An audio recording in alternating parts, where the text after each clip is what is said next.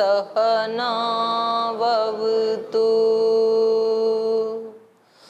सहनौ भुनक्तु सह वीर्यं करवावहै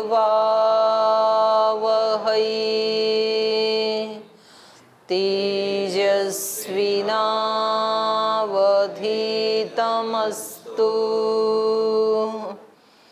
मा विद्विषावहै। ॐ व्रतानां व्रतपते व्रतं चरिष्यामि तच्छकेयं तन्मे राध्यताम् इदमहमनृतात् सत्यमुपैमि। ॐ शान्ति शान्ति शान्तिः।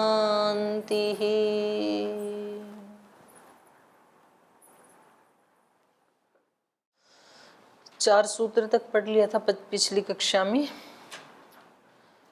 योगस चित्तवृत्ति निरोधः अथ योगानुशासनम क्या अर्थ है? अथ योगानुशासनम का क्या अर्थ है? सारे बोलो, एक को थोड़ी कह रही हूँ। योगानुशासनम का क्या अर्थ है? योग का अनुशासन। अनुशासन मतलब शिष्टों का आचरण, जो शिष्ट लोगों ने किया, आज से पहले योगियों ने जो आचरण किया वो ही अब बताया जा रहा है। आचरण का मतलब यहाँ पर क्या है? जीना, जैसा जिया शिष्टों ने, न केवल पढ़ा पढ़ाया। शाब्दिक ज्ञान की बात नहीं हो रही है। अनुशासन का मतलब क्या है? आज तक जो शिष्ट लोगों ने जो जिया, तो क्या है वो योग? योगः चित्तवृत्ति निरोधः। कैसे जिया योगियों ने? कैसे जिया आज तक योग को? अपने मन में नेगेटिव वृत्तियों को नहीं आने दिया, रोक के रखा, अपने मन के ऊपर इतना कंट्रोल करके रखा, तब तो योगी बने वो। तो शिष्ट आचरण कैसे बनता है? अपने मन में नेगेटिविटी को रोकना, मनोनिग्रह, मन का तप। तो ऐसा जो करते हैं, अभी तो हम क्या करते हैं? दूसरे के ऊपर निग्रह करते हैं हम।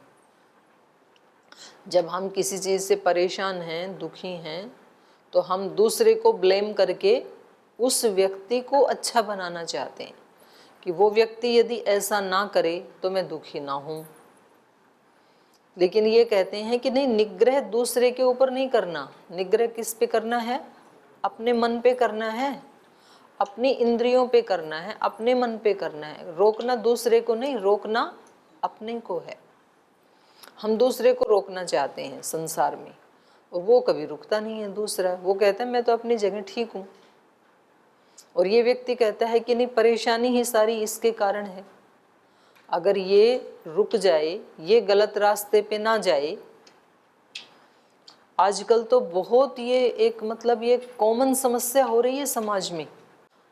घर परिवार का जो हमारा स्ट्रक्चर था वो धीरे धीरे अभी धराशाही हो रहा है। पश्चिम की होड़ कर रहा है भारत आज।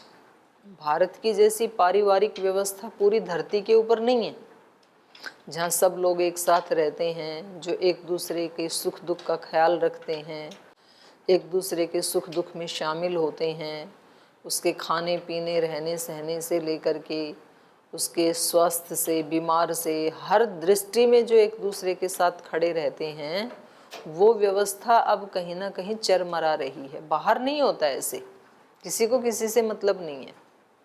घर में रहते जरूर हैं माता पिता बच्चे साथ, लेकिन किसी को किसी से कोई लेना, सब अपने अपने काम में अपने अपने टाइम पे जाते हैं। तो कभी कभार उनका हेलो हाय होता है, ऐसा नहीं होता है वहाँ पर भारत की जैसे। लेकिन अभी ऐसे यहाँ हो रहा है। वहाँ उनको नहीं पता उनका बेटा का किसके साथ संबंध है, बेटी का किसके साथ है, कौन किसका फ्रेंड है, क्या है, कोई रोक टोक नहीं है। अभी यहाँ भी ऐसे होने लगा है। ऑफिस जाते समय पति ऑफिस जाता है तो पत्नी को ये विश्वास नहीं है कि वो ऑफिस ही जाता है, ऑफिस से ही घर आता है या कहीं और से घर आता है, शक होता है उसको। और सबसे ज़्यादा मोबाइल ने शक पैदा कर दिए। तो फिर पत्नी कहती है कि इनका आचरण ठीक नहीं है, इसलिए मैं परेशान हूँ। अगर ये पति ठीक आचरण करे, ठीक अपने ड्यूटी पे जाए, ठीक से आए, तो हमारे घर में और कोई दुख है ही नहीं। और वो पति कहता है कि ये इसकी समस्या है, ये शक करती है इसलिए दुखी है, मैं तो बिल्कुल ठीक हूँ, मेरे को कभी किसी फंक्शन में भी जाना पड़ेगा, किसी पार्टी में भी जाना पड़ेगा, तो ये अनावश्यक रूप से शक करती हैं इसलिए ये दुखी हैं। तो अब उस पत्नी को यदि कोई योग की शिक्षा दे कि आपके चित्त में जो भी बेचैनी उथल पुथल चल रही है, जो परेशानी चल रही है, उसको रोकना है यदि, तो उसको रोकने के लिए पति को नहीं रोकना, अपने चित्त में चल रही इन वृत्तियों को रोकना है। परेशानी का कारण वो नहीं, ये वृत्तियां हैं जो आपके चित्त में चल रही हैं, क्योंकि इस संसार में कुछ भी अपना है नहीं। जो भी संबंध हैं वो कभी ना कभी तो छूटने के लिए ही बने हैं। तो अगर आपको छोड़ करके आपका कोई संबंधी जा रहा है तो उसको जाने दो, अच्छा ही है, क्योंकि आपका यदि है तो जाएगा नहीं, और जा रहा है तो आपका है नहीं, और आपका होते हुए भी जा रहा है तो वापस लौट आएगा। कभी ऐसे भी होता है ना, हमारे घर में कोई चिट्ठी आनी थी, एड्रेस हमारे घर का था और डाकिया किसी दूसरे के घर में लेके गया उसको, तो वो दूसरे घर वाला बोलेगा भाई ये एड्रेस मेरा नहीं है, ये पीछे वाले घर का था वहाँ, तो डाकिए को वापस आना पड़ेगा, यहीं आना पड़ेगा उसको।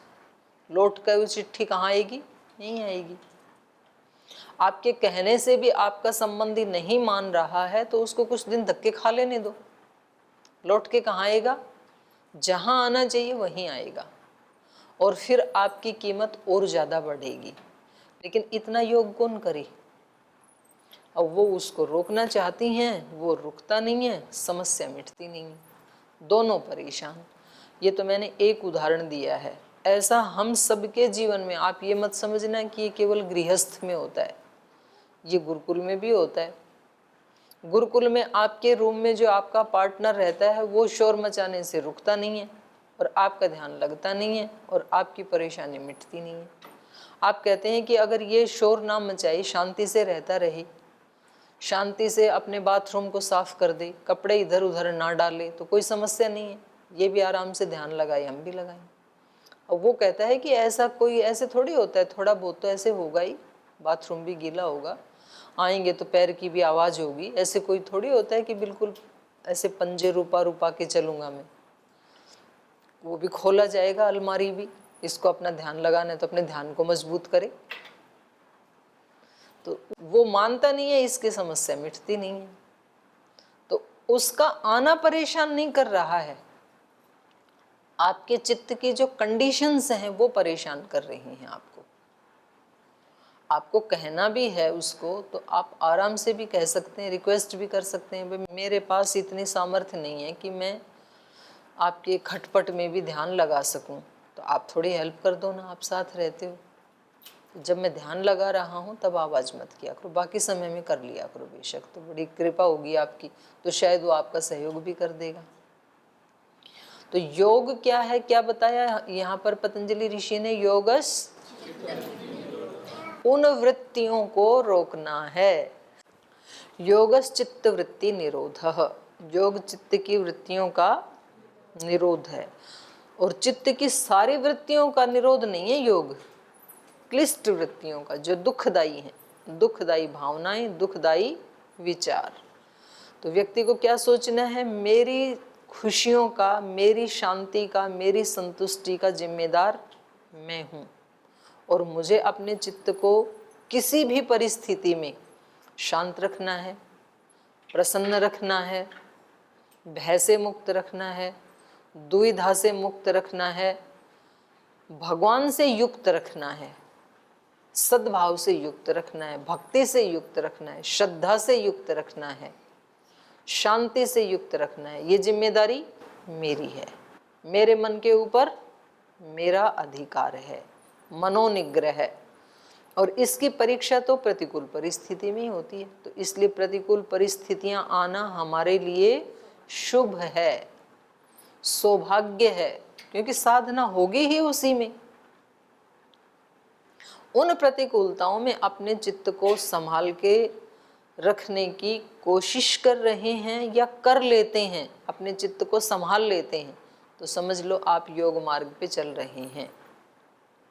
योगस चित्तवृत्ति निरोधः। और जब आप इसको अच्छे से कर पाएंगे तो आप जब चाहेंगे तब अपनी वृत्तियों को रोक देंगे।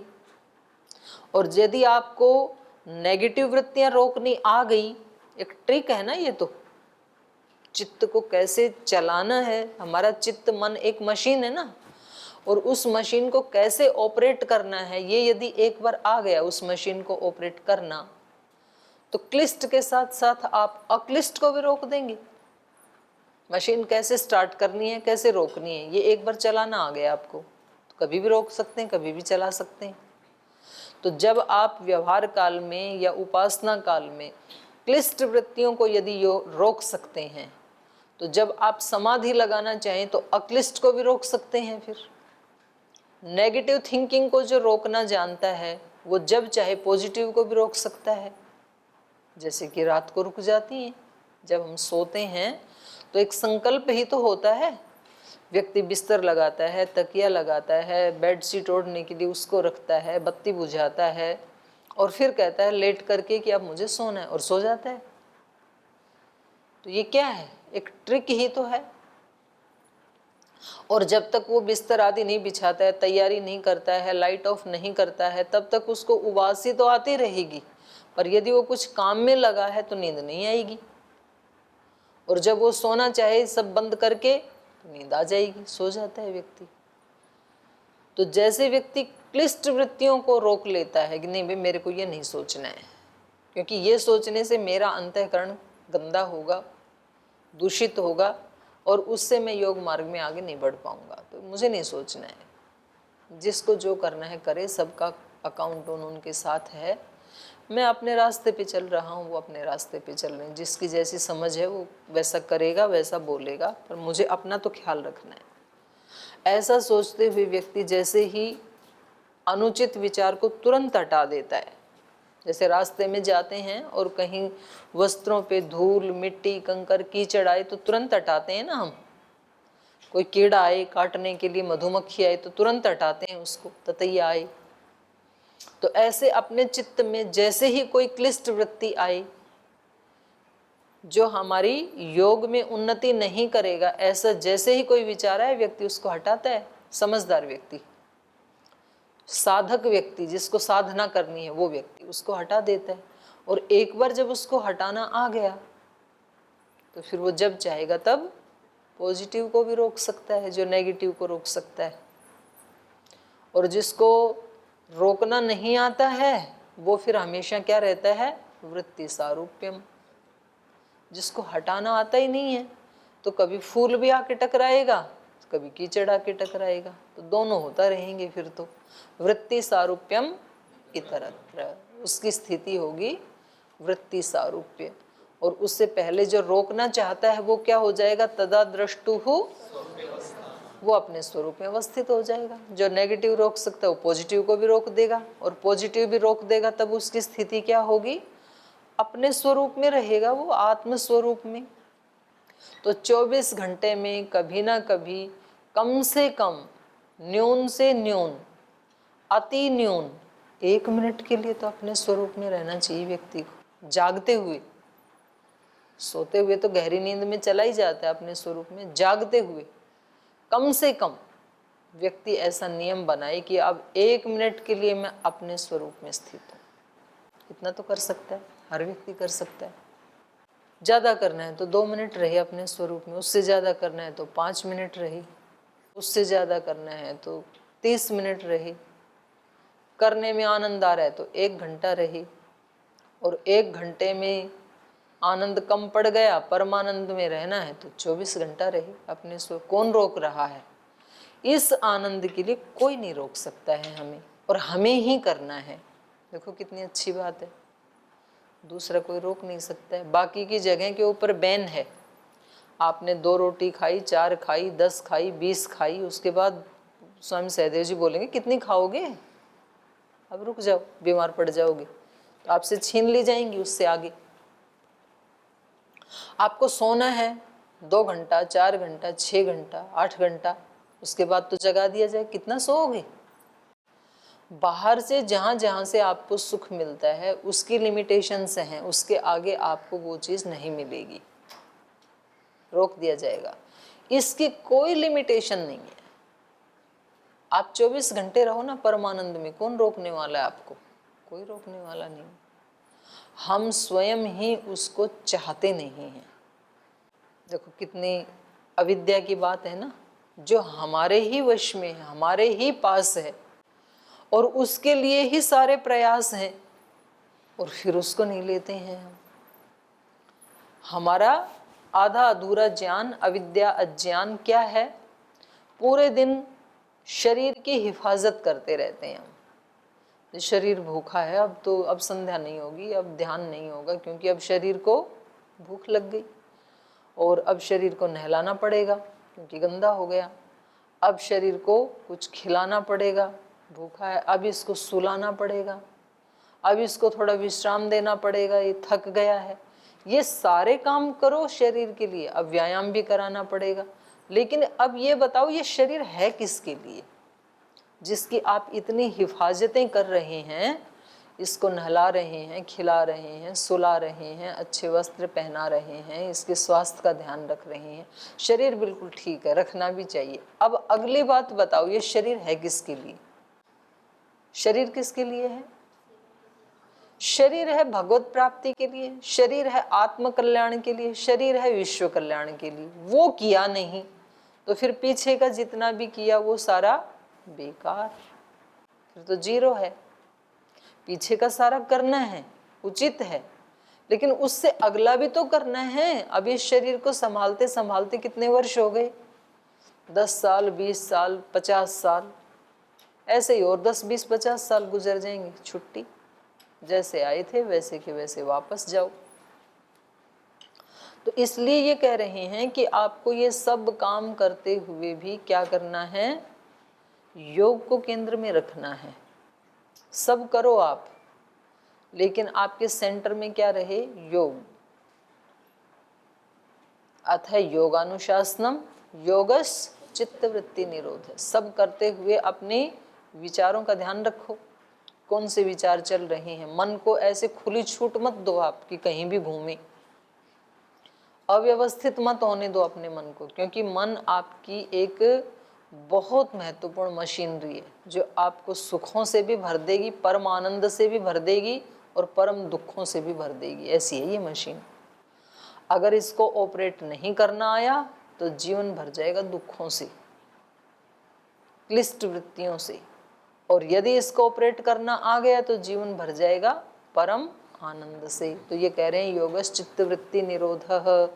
अपने चित्त का पूरा पूरा ख्याल रखो आप, जैसे आप अपने हाथ पैरों का, आँख का, शरीर का ख्याल रखते हो, इसमें कहीं कोई कांटा ना लग जाए, कहीं कोई कीचड़ ना लग जाए, कहीं अग्नि में हाथ ना चला जाए। ऐसे ही अपने मन का भी ख्याल रखना है। नहीं रखेंगे तो ये वृत्ति सारूप्य होता रहेगा, जैसी जैसी वृत्ति आएगी वैसा वैसा ये होता रहेगा, और तब आप अपने इस परम आनंद से वंचित रह जाएंगे। और यदि आपको एक बार ऑपरेट करना आ गया तो आप जब चाहे आपने आंखें बंद की और आप अपने परम आनंद में डूब गई। वृत्ति सारूप्यमितरत्र तदा द्रष्टुः स्वरूपावस्थानम। जब सारी वृत्तियों को रोक दिया तो अपने स्वरूप में अवस्थित हो जाएंगे, जब चाहे हो जाएं। जैसे कछुआ है ना, उसमें आया ना गीता में, यदा संहरते चायम कूर्मंगानिव सर्वश। जब ये योगी कूर्म की तरह, जैसे कूर्म अपने सब अंगों को सिमेट लेता है, कछुआ जैसे ही कोई बाधा आई समुद्र में आराम से तैरता रहता है अपने हाथ पैर सब निकाल के, और बाहर से कोई प्रतिकूलता ही तुरंत सिमेट लेता अंदर अपने अंगों को। अब उसका कोई कुछ नहीं बिगाड़ सकता है, आराम से तैरता रहता है। तो आप सब कामकाज करें, कामकाज करते समय जैसे ही आपने देखा कि कुछ ना कुछ तो गड़बड़ हो गई, अब कोई ना कोई आर्ग्यूमेंट हो गया किसी के साथ, तुरंत अपने अंगों को समेट लो, आप अपने स्वरूप में प्रतिष्ठित हो जाओ 5 मिनट के लिए, समस्या खत्म। और नहीं तो उसको मल्टीप्लाई करते रहो करते रहो करते रहो करते रहो, शाम तक इतनी बढ़ जाएगी वो जो सुबह इतनी छोटी सी थी वो समस्या। क्योंकि उस एक वृत्ति को आप मल्टीप्लाई करके वृत्ति सारूप्य होते होते होते होते होते होते शाम तक तो दुख स्वरूप ही बन जाएंगे हम। हमारा स्वरूप ही क्या हो गया? दुख स्वरूप, निराशा स्वरूप, हताशा स्वरूप, वही हो जाएगा। तो ये वहाँ भी यही कहा, यदा संहरते चायम कूर्मंगानिव सर्वश इंद्रियाणि इंद्रियार्थेभ्य, सारी इंद्रियों को, इंद्रियाणि इंद्रियार्थेभ्य, इंद्रियार्थ मतलब इंद्रियों के विषय, इंद्रियों को इंद्रियों के विषयों से जब ये योगी समेट लेता है कछुए की तरह से, तब ये स्थित प्रज्ञ कहलाता है। तो ये बहुत अच्छी ट्रिक है और बहुत आवश्यक ट्रिक है हम सब के लिए। मनुष्य शरीर को प्राप्त करके ये वाली ट्रिक सीखना परम आवश्यक है, हर व्यक्ति को आनी ही चाहिए कि कैसे अपने वृत्तियों को मैं कंट्रोल कर सकूं, अपने मन को कैसे कंट्रोल कर सकूं, अपने भावों को कैसे कंट्रोल कर सकूं। क्योंकि मन मेरा है, दूसरे के मन के ऊपर मेरा अधिकार नहीं है। मैं अपनी बात कह तो सकता हूँ दूसरे को, लेकिन दूसरा व्यक्ति मानेगा या नहीं मानेगा ये मेरे वश में नहीं है। हो सकता है वो मेरी बात को मान भी ले, हो सकता है ना भी माने, लेकिन मेरे वाला मन तो मेरा अपना है, मैं जो चाहूं मनवाऊं इससे। ये मेरे पास एक यंत्र है। व्यक्ति कहता है कि नहीं मेरे वाला तो मेरी मानेगा नहीं, पर दूसरे वाले को मेरी माननी चाहिए मेरी बात। भाई तेरा अपना मन नहीं मान रहा है तो दूसरे को मनाने का अधिकार क्या है? तेरा अधिकार ही नहीं बनता है। और जो अपने मन को अपने अकॉर्डिंग मनवा लेता है, निश्चित रूप से वो दूसरे के मन को भी मनवा लेता है। बल भी तो आता है ना एक व्यक्ति में, बलवान व्यक्ति के सामने सब झुकते हैं। जिसने अपने मन को जीत लिया वो जगत को भी जीत सकता है, और जिसने अपने मन को नहीं जीता वो दूसरे को तो क्या ही जीत लेगा। आशा ही नहीं करनी चाहिए कि दूसरे पे कभी विजय प्राप्त। और झगड़ा इसी बात का होता है कि व्यक्ति पूरी शक्ति किस में लगा रहा है? दूसरे को जीतने के लिए लगा रहा है, कभी नहीं जीत पाएगा। बिल्कुल रोना ही पड़ेगा, बिल्कुल पछताना ही पड़ेगा, बिल्कुल दुख आएगा, 100% आएगा।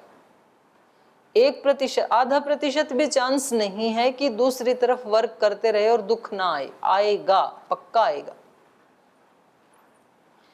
तो ये बहुत ही व्यवहारिक विद्या है। यद्यपि हमने इसको ऐसे समझ लिया कि ये हमारे लिए नहीं है, किसी दूसरे योगियों के लिए है जो बैठे गुहाओं में ध्यान लगाए, नहीं, उनके लिए भी है, लेकिन ये हम सबके लिए है।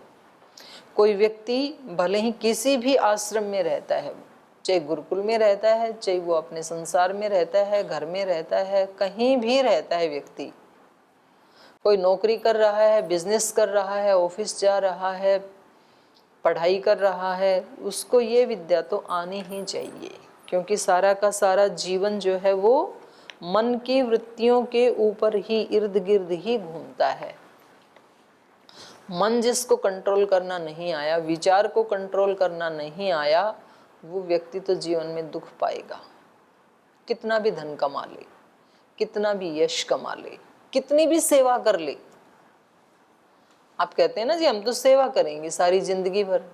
आप कितनी भी सेवा कर लें, आपको यदि अपना मन वश में करना नहीं आता है, दुख तो उठाना पड़ेगा। और अपना मन यदि वश में कर लिया, अब आपको कोई दुख ही नहीं कर सकता है, कोई लाख कोशिश करे। देखो कितनी बड़ी बात है, कितनी कृपा की है इन योगियों ने जो ये विद्या हमें सिखा रहे हैं, यहाँ तक लाए हैं। कितनी महती कृपा है ऋषि परंपरा की। एक के बाद एक ऋषि होते गए। पहले तो उन्होंने खोजा इसको, उन शिष्टों ने इस विद्या की खोज की पहले, और खोज करके हमारे को दे दी शास्त्र के रूप में। कितनी महती कृपा है। नहीं तो हमें तो पता ही नहीं चलता कि अंदर कोई मशीन है, कोई मन नाम की वस्तु भी है, उसको कैसे चलाया जाता है, उसमें कैसे विचार उठते हैं, कैसे उसको रोक सकते हैं, हमें पता ही नहीं चलता। आज भी नहीं पता चलता है जिनको ये नहीं मिली, नहीं उपलब्ध हुई। और उपलब्ध हुई वो तो धन्य हो गई। उपलब्ध होने का मतलब मैं ये कह रही हूँ कि जरूरी नहीं है कि गुरुकुल में आकर के जो कोई व्यक्ति पूछ सकता है कि जी जिन्होंने योग दर्शन नहीं पढ़ा उनका चित्त शांत नहीं हो सकता। कि हो सकता है उनको उनकी माँ ने बता दिया हो सकता है उनके पिता ने बता दिया हो सकता है उनके गुरुओं ने बता दिया हो सकता है इस भाषा में ना बताया हो, ये बता दिया होगा कि बेटा अपने मन को कंट्रोल करना अपने ही हाथ में है, किसी भी रूप में बताया हो। लेकिन जिनको नहीं पता लगा वो तो फिर दुखी होंगे ही, जरूर होंगे। तो अब ये कह रहे हैं कि वो वृत्ति कौन सी है जिनको हमें निरोध करना है, रोकना है। आपको तो मैंने एडवांस में बता दिया कि रोकना किसको है, नेगेटिव थिंकिंग को रोकना है। नेगेटिव थिंकिंग को ही प्राचीन काल में क्या बोलते थे, क्लिष्ट वृत्ति बोलते थे। आज जिसको नेगेटिव थिंकिंग बोलते हैं उसी को प्राचीन काल में बोलते थे क्लिष्ट वृत्ति। क्लिष्ट वृत्तियों को रोकना है। तो पहले पता तो चले कि वृत्तियां हैं कितनी, थिंकिंग कितने प्रकार की है, पहले ये तो पता चले। तो ये कह रहे हैं ता पुनः निरोधव्या बहुत्वे सति चित्तस्य। वो जो निरोध करने वाली वृत्तियां हैं, जैसे मैं आपको बोलूं कि अभी 1 घंटे के लिए सारे विचार रोक दें, तो आपको पहले ये तो पता चले कि 1 घंटे में विचार उठते कौन कौन से हैं जिनको हमें रोकना है। तो पहले आप क्या करेंगे, पहले आप विचारों को देखेंगे कि मैं चुपचाप बैठ गया हूं और अब मैं देख रहा हूं कौन कौन से विचार आ रहे हैं। तो पहले वृत्तियों को देखें तो सही, और जब आप देखने लगेंगे तो आप कहेंगे कि ये तो बहुत ज्यादा विचार आ रहे हैं, तो इन सब को कैसे रोकें। ये तो 5 मिनट में ही इतने आ गए, 10 मिनट में इतने सारे विचार आ गए, 1 घंटे में ही बहुत सारे विचार आ गए, तो इन सब को रोकें कैसे। दिन भर में तो बहुत सारे विचार चलते हैं। तो ये बता रहे हैं कि ये इतने सारे हैं ना, ये सब 5 श्रेणियों में आ जाते हैं। जितने भी विचार हैं उनका आप जब डिवीजन करने लगेंगे तो वो 5 श्रेणी में विभक्त हो जाएंगे। ता पुनः निरोधव्या बहुत्वे सति चित्तस्य। तो वो बहुत सारे होने पर भी वृत्तयः पंचतयः क्लिष्टा क्लिष्टाः। कह रहे हैं चित्त की अनेक वृत्तियां होने पर भी वो सब 5 भागों में विभक्त हो जाती हैं। और वो कैसी हैं, क्लिष्ट और अक्लिष्ट। क्लेश हेतु का कर्माशय प्रचय क्षेत्रीभूता क्लिष्टाः। क्लिष्ट कौन सी हैं, क्लेश हेतु का, जो दुख का, क्लेशों का हेतु है, जिससे अविद्या बढ़ती है, अस्मिता बढ़ती है, राग द्वेष बढ़ते हैं, ये सब विचार जिससे बढ़ते हैं वो विचार कैसे हैं, क्लिष्ट। क्लेश हेतु का कर्माशय प्रचय, कर्माशय का समूह बन जाता है, और वो समूह कैसा बन जाता है, दुख देने वाला, क्लेश को बढ़ाने वाला। क्लेश हेतु का कर्माशय प्रचय क्षेत्रीभूता क्लिष्टाः। क्षेत्रीभूता मतलब उत्पन्न होने वाली, क्षेत्र में क्षेत्र मतलब चित्त। तो ये कर्माशय के रूप में क्लेश की जो हेतु हैं, अभी भी दुख दे रही हैं, आगे भी दुख ही देंगी। अभी वृत्ति के रूप में दुख दे रही हैं ये वृत्तियां, आगे संस्कार के रूप में दुख देंगी। क्योंकि जो विचार उठते समय दुख दे रहा है, सोचते समय दुख दे रहा है, उसके अकॉर्डिंग काम कर रहे हैं तब काम करते समय दुख दे रहा है, तो उससे बनने वाला जो संस्कार है वो भविष्य काल में भी दुख ही देने वाला है। व्यक्ति संस्कारों को बनाता है अपनी ही इच्छा से, अपनी ही इच्छा से कहता है कि आपने आज जो अपमान किया है इसको कभी भूलूंगा नहीं, बोलता है ना व्यक्ति ऐसे। नहीं भूलोगे तो नुकसान किसका होगा, आपका ही होने वाला है।